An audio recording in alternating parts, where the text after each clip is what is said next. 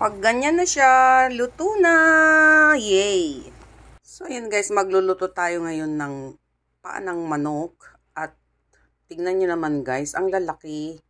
Tapos yung mga kuko, ang lalaki. So, ayan, tatanggalin natin ng mga kuko, parang ganito. So, ayan siya. Tatanggalin natin.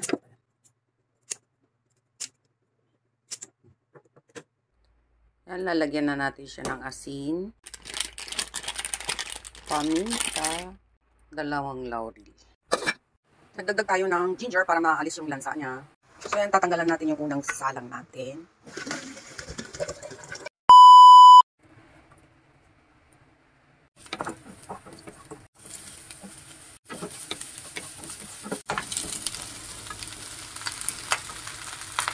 Pag medyo brown na siya, lagyan na natin siya ng suka.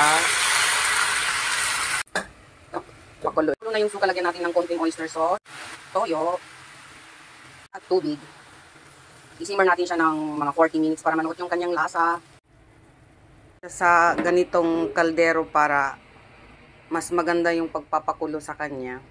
Yan natin siya ng 1 tablespoon of sugar, pampabalance ng lasa. Dahil matabang siya ng konti, lalagyan natin ng konting patis.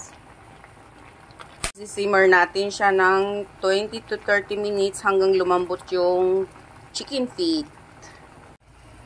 So, habang kumukulo siya, lagyan na natin ng pangpaanghang. Konting paminta pa na durog para mas lalong masarap.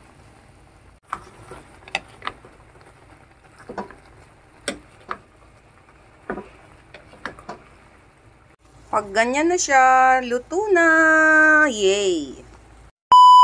Titikman na natin yung niluto nating chicken feet. Mayroon tayong sausawan na suka.